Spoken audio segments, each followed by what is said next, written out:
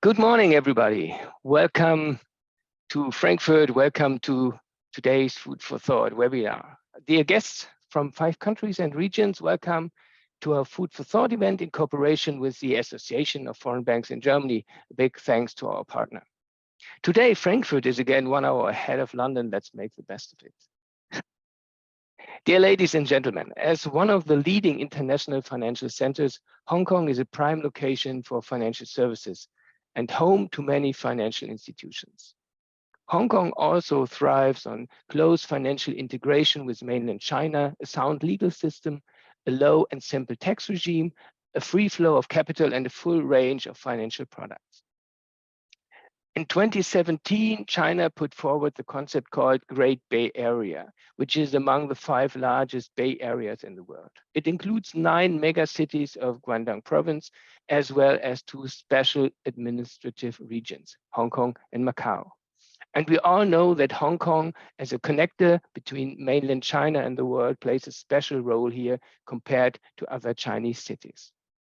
However, at the same time, we also witnessed that Hong Kong underwent difficulties because of the pandemic and geopolitical developments. As investors or issuers, we would like to ask, after so many dynamics in the past years, what are Hong Kong's competitive advantages today? What has changed or unchanged in Hong Kong? What perspective can Hong Kong offer in the future?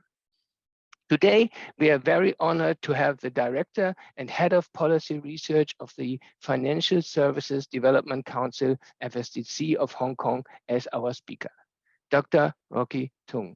He will talk about Hong Kong now and the future. The FSDC was established in 2013 by the Hong Kong government as a high-level advisory body to promote the Hong Kong financial services industry and to map out the strategic direction for the development.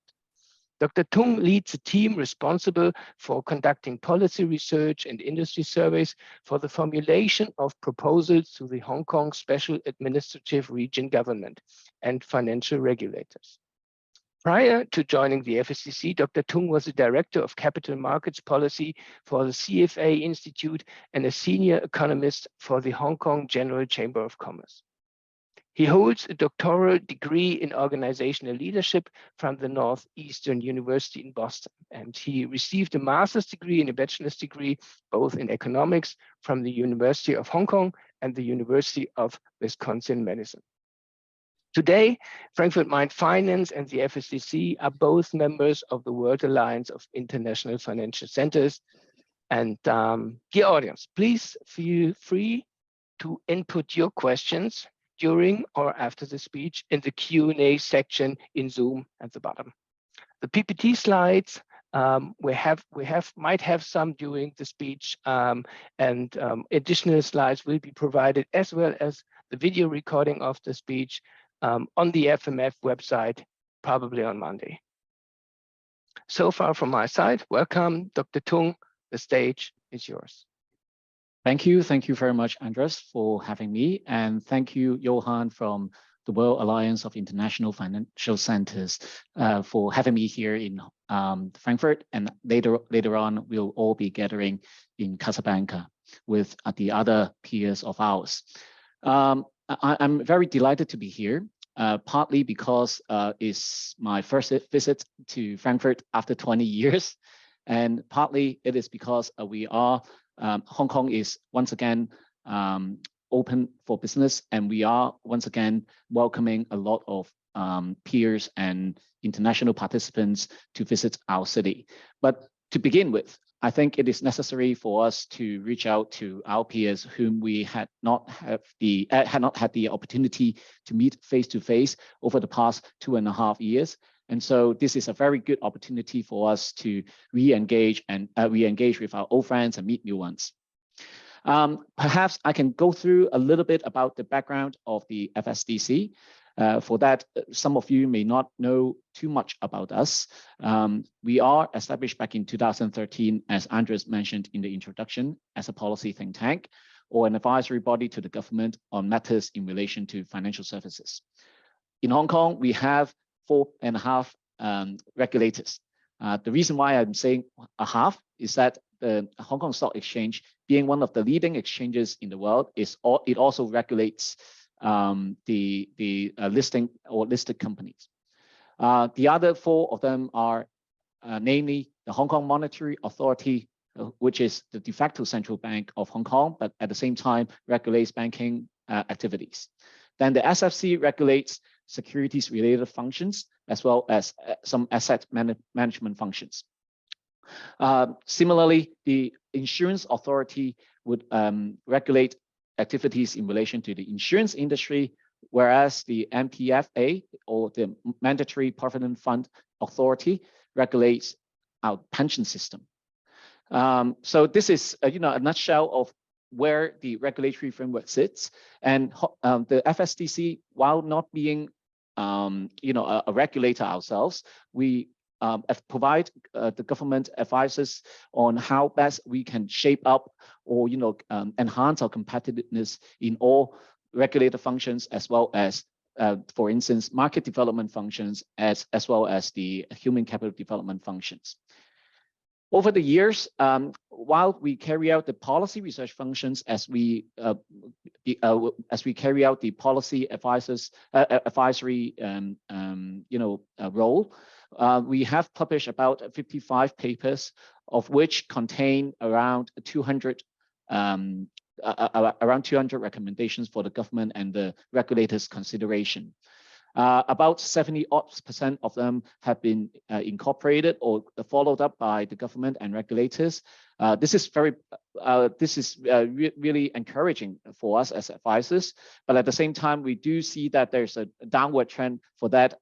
My teammates are extremely productive, and being led by the board member of the World Alliance of International Financial Center, and also our executive director, Dr. King Au, we are producing about 9 papers per year.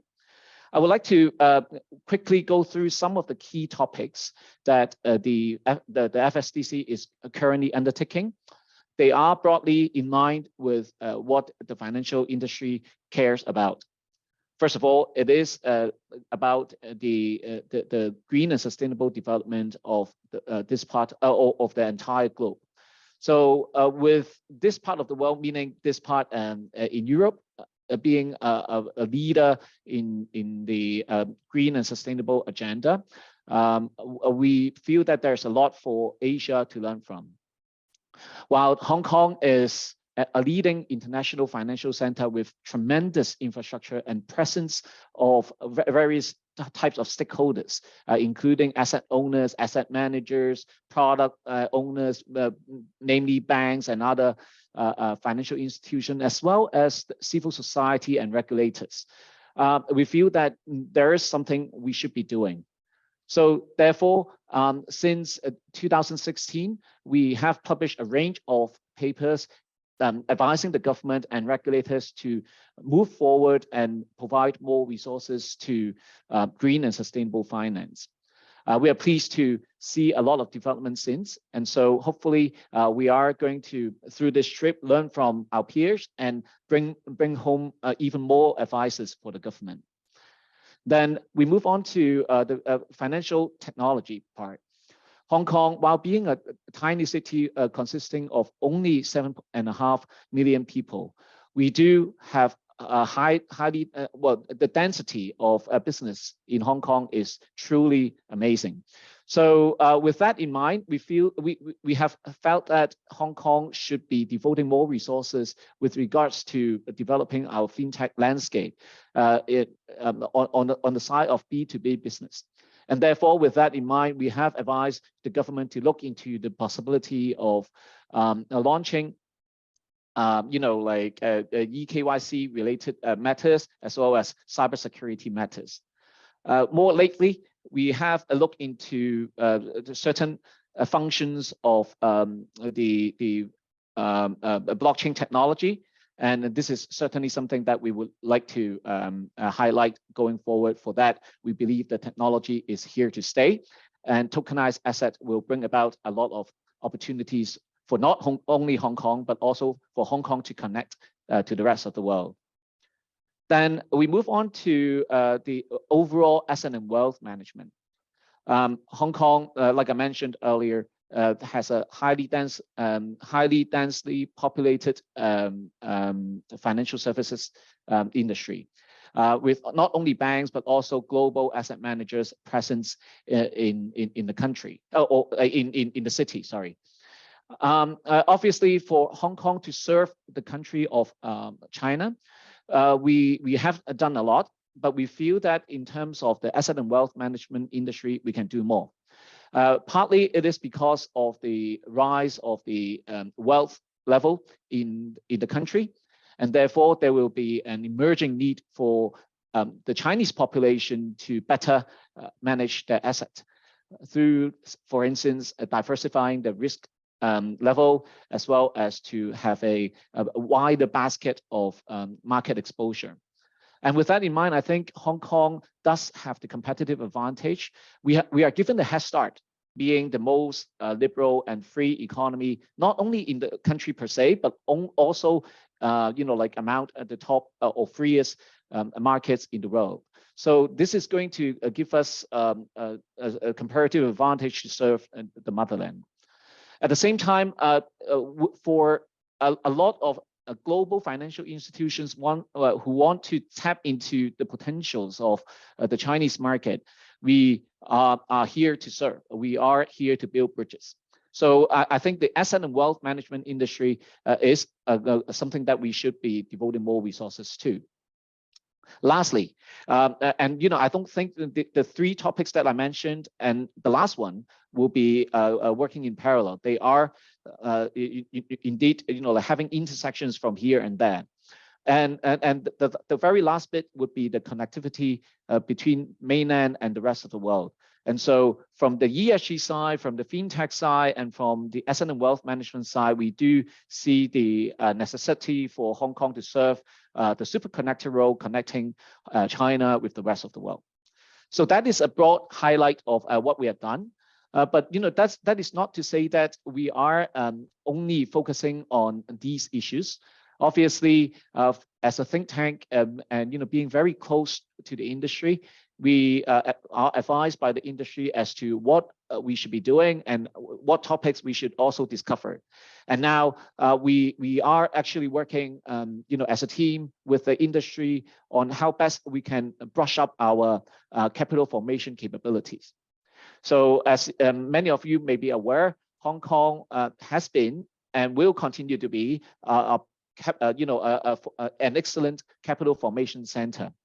But being a capital formation center is not only about raising capital for certain startups or perhaps very large startups. So in that regard, if we want to better serve our role as a capital formation center, we need to brush up or enhance our competitiveness in terms of drawing liquidity from not only mainland China but also the rest of the world. From the mainland Chinese side, we are working with our Chinese counterparts to enhance our flow of capital between the mainland market and the Hong Kong market. So we are aware that there are a lot of Connect schemes already in place, from the Stock Connect scheme to the Bond Connect scheme to the more recently introduced Wealth Management Connect scheme. And also, now ETF is also considered a part of the Stock Connect scheme. I think there are much potentials between Hong Kong and a mainland Chinese market already.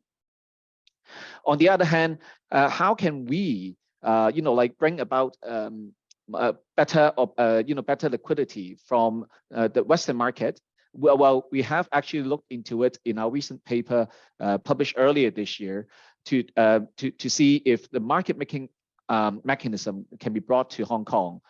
We used the ETF market as an example and feel that there's a lot for us to learn, from the incentives to be introduced to these market makers and incentivizing them to carry out the market making functions in Hong Kong, to also some perhaps infrastructural type of enhancement.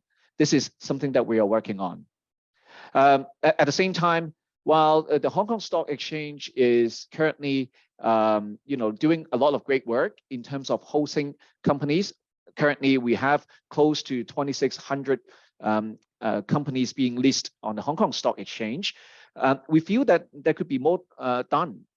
So whether or not, like the main board, which has a relatively high threshold of a profitability requirement, is the only way to go, or whether there should be another board carrying or hosting the other form of companies or companies with various characteristics. This is something to be discussed. And in fact, earlier this year, we also advised the HKEX to look into the possibility and feasibility of allowing companies with no profits or revenue just yet to be listed on the Hong Kong Stock Exchange. Well, this is being explored, and I hope to see more further development or future announcement by the Hong Kong Stock Exchange very soon, hopefully within this quarter. Then besides capital markets, I think the heart of the issue or the heart of the our competitiveness as a financial center is in relation to our talent availability. I'm sure for those of you who, and I'm sure all of you, are news readers, you must have heard of a lot of negative, commentaries about our talent landscape in recent months.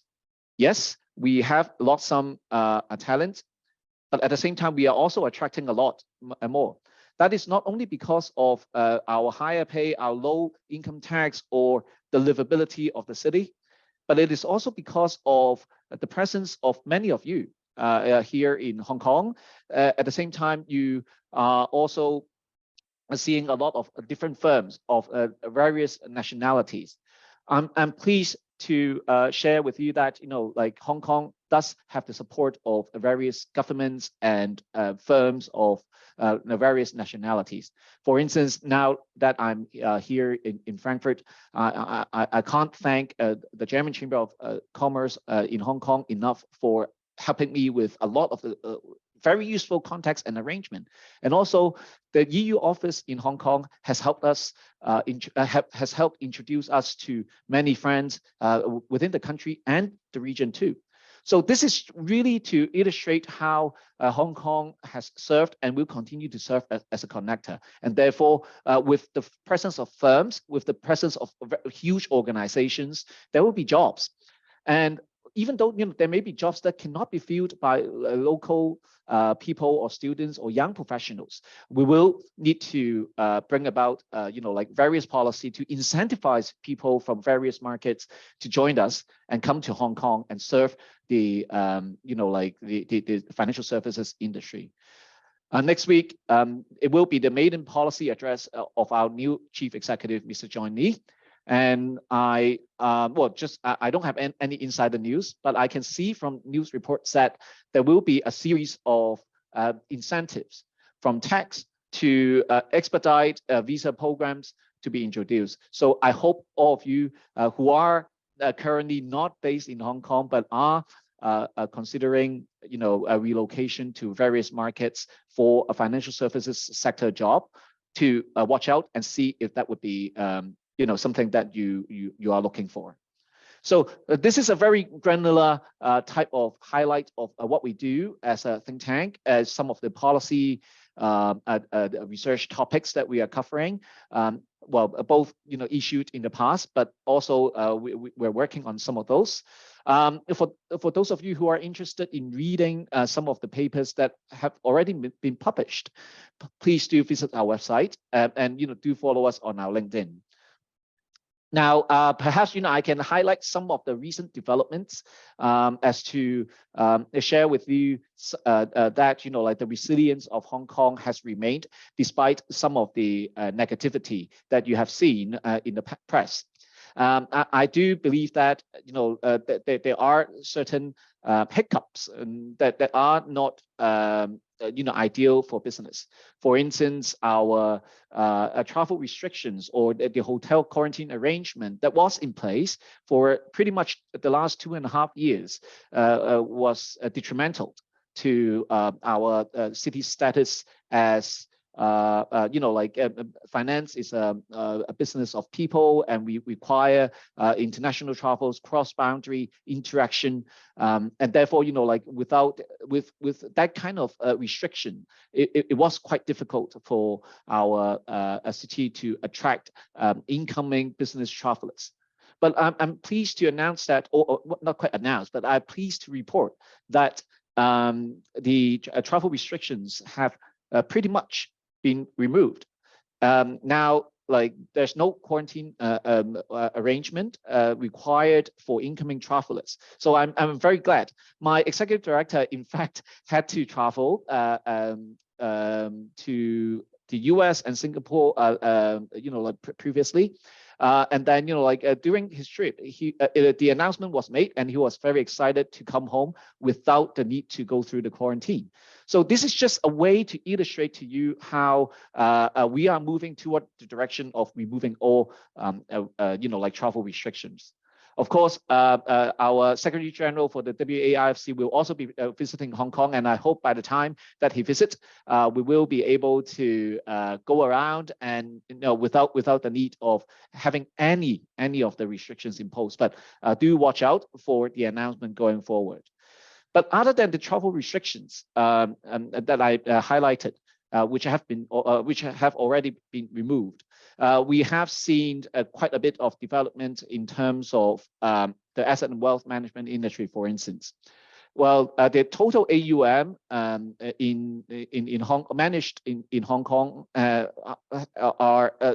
actually saw a slight pickup in 2021, and reaching roughly 35 trillion Hong Kong dollar. That is roughly that is roughly $4.5 trillion US dollars. In the terms of how the asset management industry will see it. So 2021 is a challenging year. So we still saw some pickup.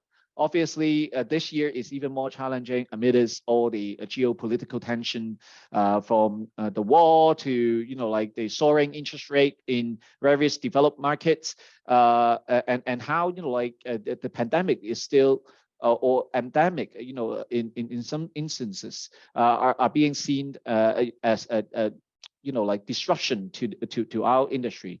But in fact, Hong Kong's asset and wealth management industry did see a little bit of push. So hopefully we can keep the momentum, but that is not to be done without your support. Then in terms of the bond market, in fact, it is very well. Hong Kong did not have a gigantic bond market.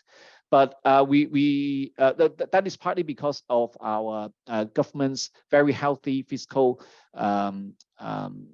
income over the years.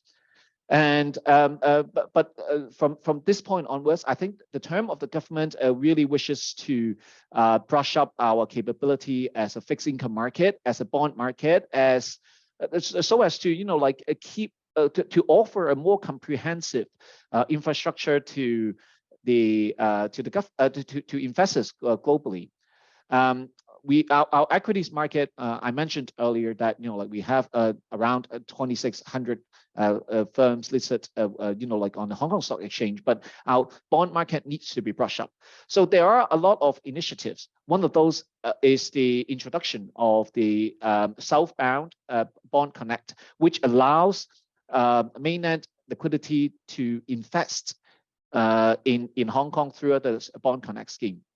While this is still relatively new, we have seen an increase of 22% over the last year in terms of volume. So this is going to be, as it only started, recently. Therefore, the increase is there, but then with the continuum of the liberalization and the more listing of bonds and fixed income products on our market, I do believe that it will bring about further opportunities. Then Hong Kong is also a very big, is actually the largest, offshore renminbi market, and therefore a lot of the institutions from mainland China, be it governmental governmental organizations and also state-owned enterprise, as well as private entities. They are choosing to raise to raise capital via the fixed income market in Hong Kong.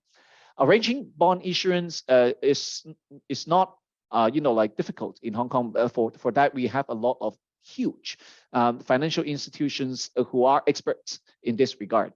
And therefore, I believe that going forward, there will be much opportunities offered to both issuers as well as the invested market.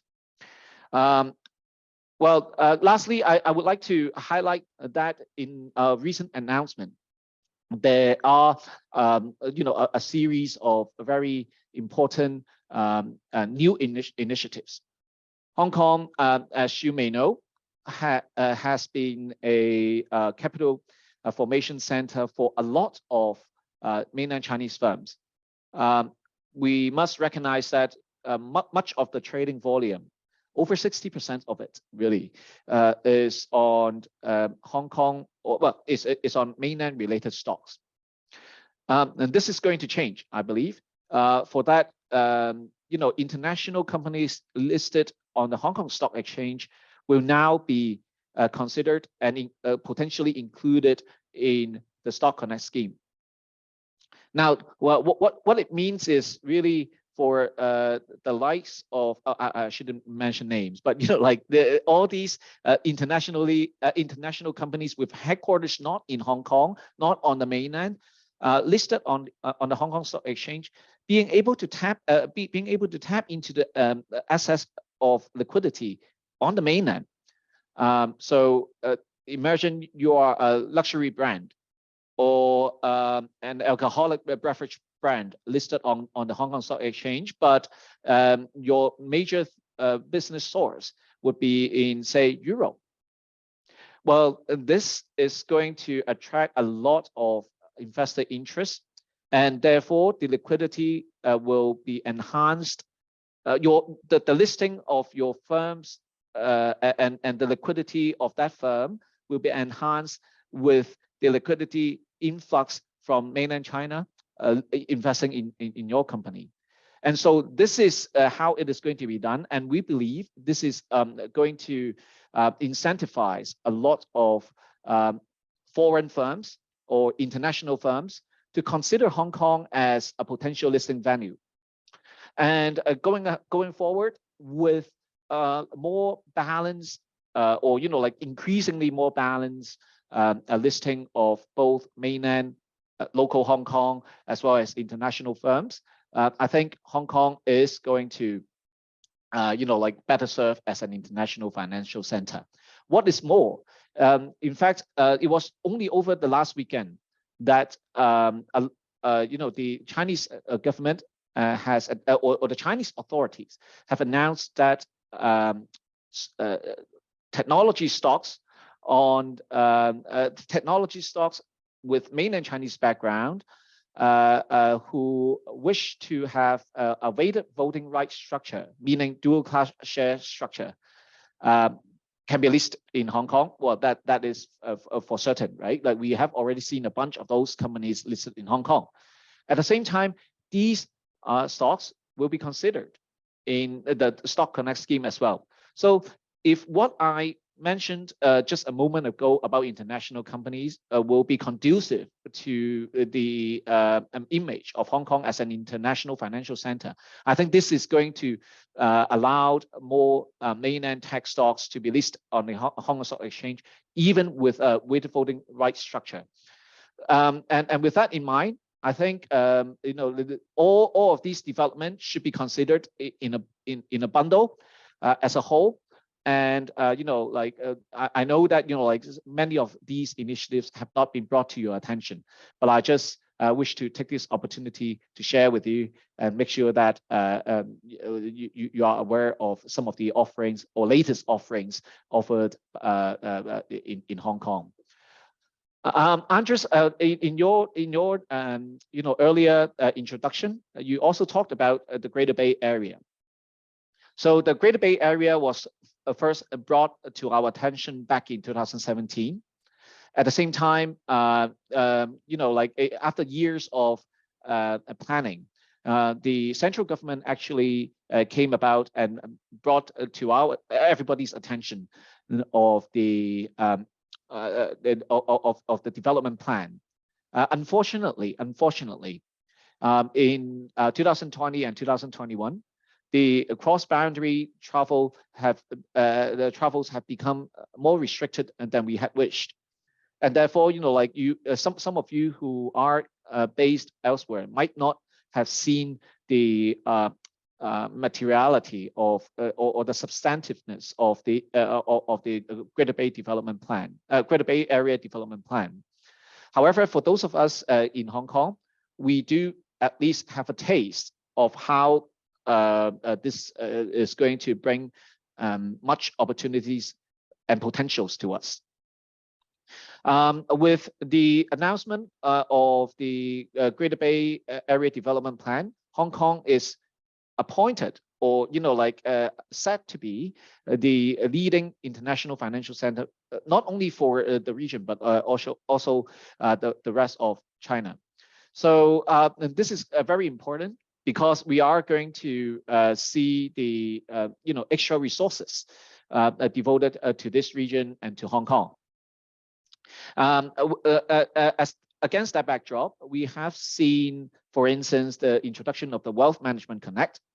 Well, after all, everybody, all the wealth managers in this world would be eyeing the rise of economies because, as the wealth effect continues to, as the wealth of various economies continue to grow, the demand for, say, private wealth management or the family office type of services will increase.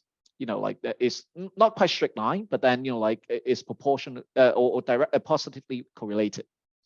And with that in mind, I think the introduction of the Wealth Management Connect is something that we should be proud of, because although as a start, it is quite restrictive in terms of the investment scope, in terms of the amount of fund that can be flown between the mainland and the Hong Kong markets. But it is just a start. Simply take the other Connect schemes as an example. From the Stock Connect, which was first started at one exchange and then expanded to the other exchange, and then with the quota being expanded over time, with the number of stocks being expanded over time, I think this is a very good sign. Similarly, perhaps more recently, in terms of the Bond Connect, the mainland Chinese market has a much bigger a bond market, is now a leading bond market in terms of that of a country, not a region, right? But it is already one leading a bond market, and therefore as a start, it was permissible for international investors to invest in the mainland bond market via the northbound Bond Connect scheme only. And the southbound Bond Connect scheme, which I mentioned a little bit earlier, was only recently introduced. So this is just a show of or an illustration of how such policies are being introduced and managed. And to me, I think that there will be tremendous opportunities, for wealth managers to tap into the GBA market. After all, it is one of the wealthiest, if not the wealthiest region in China. So this is going to create a lot of noises and a lot of opportunities. And in fact, a lot of international banks have positioned themselves and start hiring hundreds of relationship managers to be dealing with such business. And in case you are interested in learning more, I'll be more than happy to share with you some of the recent trends and observations we have seen on the ground. So with that, I think I've talked too much. Perhaps Andres, we can have an exchange and see if there are any questions from the audience that we can potentially address.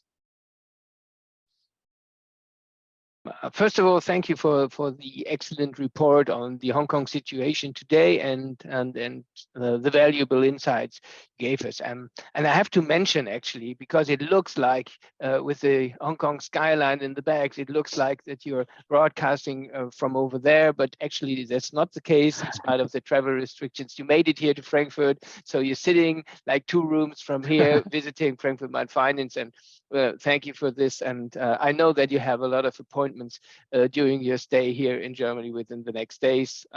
Yeah, and best of luck, and maybe we'll meet again on one of these occasions. Actually, you have answered some questions that I had in mind already, and I still do have some more, and I also encourage our participants to contribute some questions to the Q&A section. First of all, actually, there is something that you cannot avoid touching. And the big topic these days for us, apart from geopolitics, is sustainability. So I just recently learned, actually, that China published a kind of a taxonomy for green bonds already in 2015. Yeah? I went to the Sino-German Center and we discussed this and we looked back in what China did on sustainability, and it is quite interesting to see that the taxonomy that the EU is still working on in 2022 and in 2015 there was already something in place in China. So can you elaborate a little on what are the activities in Hong Kong? You mentioned the bond market. What about the green bond market? Is this substantial? What are the plans on sustainability here? Sure, thank you. In fact, the Hong Kong government has begun looking into the green bond market opportunities back in 2015. So it was, around the same time that the Hong Kong the FSTC start looking into it, and then we also encouraged the government to do a few things. One of those is to being a potential issuer, now an issuer, the Hong Kong government should be leading a lot of green bond issuance so that the industry will see opportunities and that they will understand that the government has skin in the game. So the Hong Kong government has committed to issue roughly about $10 billion worth of green bond. And a lot of those have been arranged, but there are plans because Hong Kong being an international financial center, we are subject to the highest standard, and therefore if we don't know what the project is just yet, then obviously we won't be issuing the green bond and gathering the proceeds.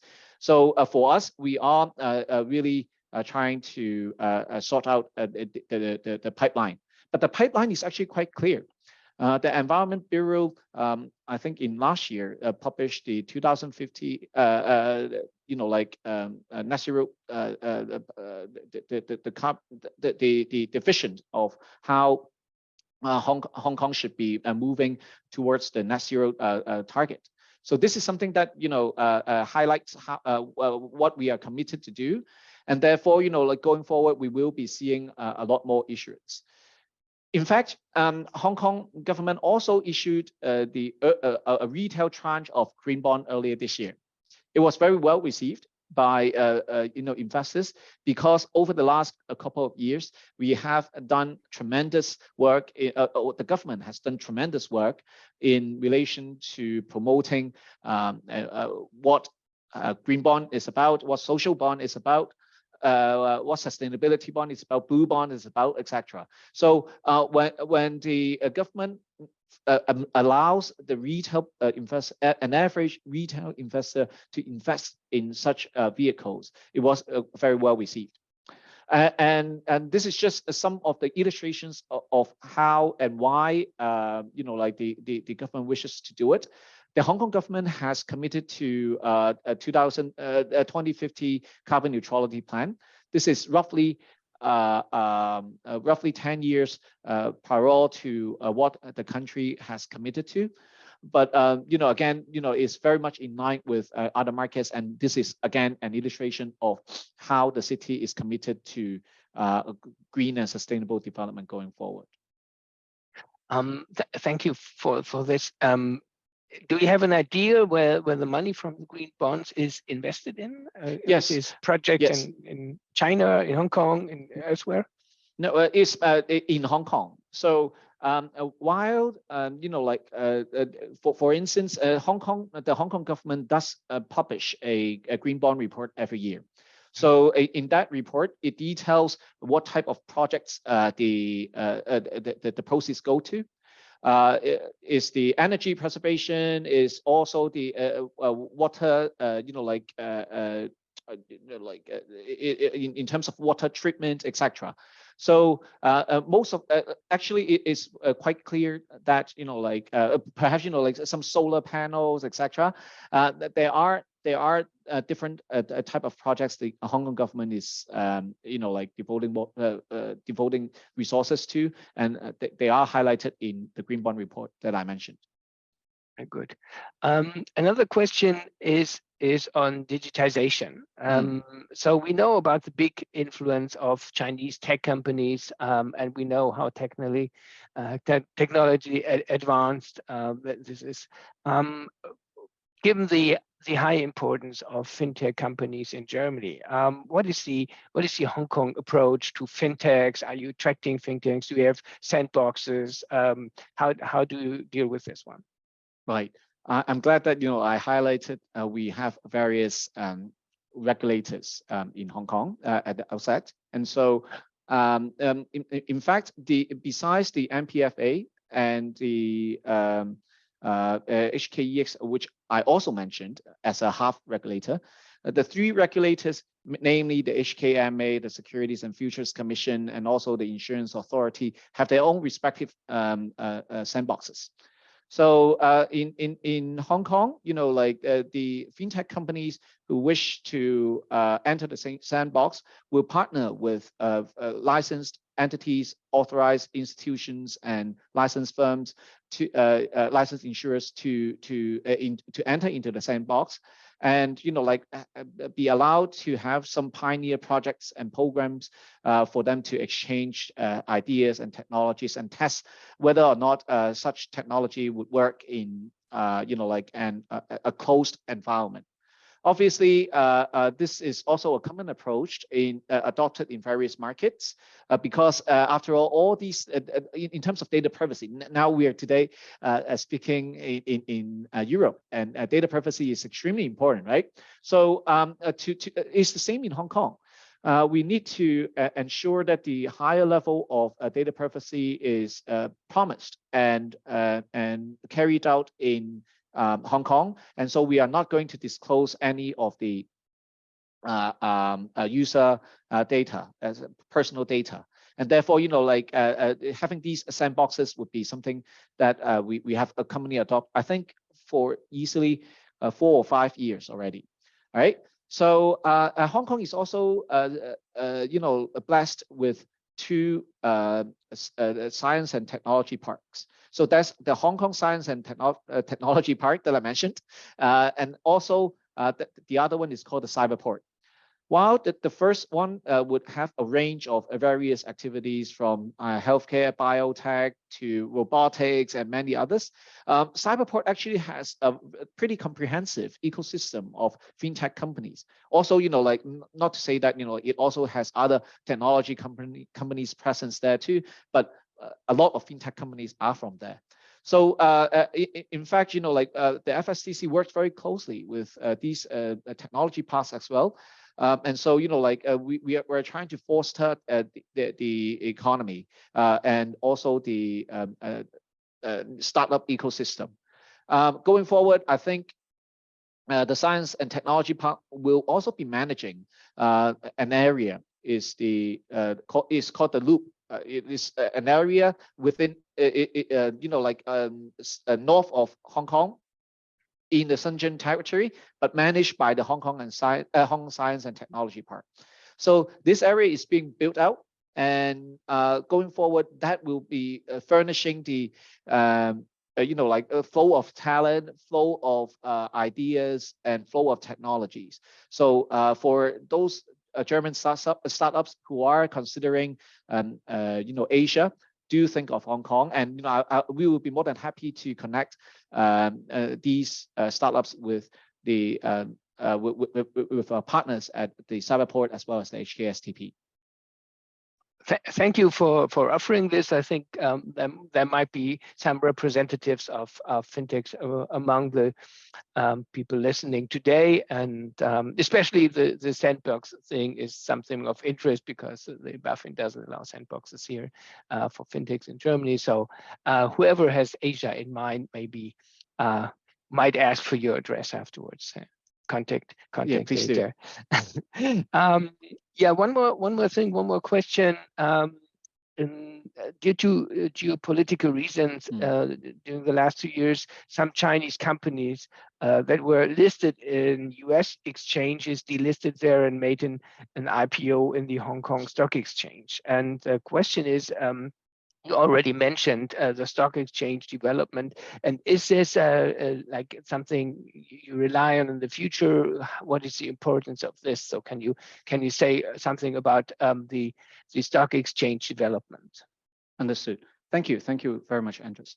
So from an international financial center point of view, we certainly are to build bridges and not to burn bridges.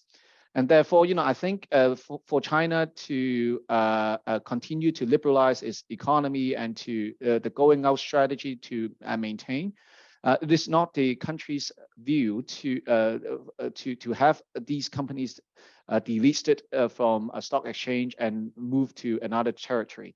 This is certainly not the case.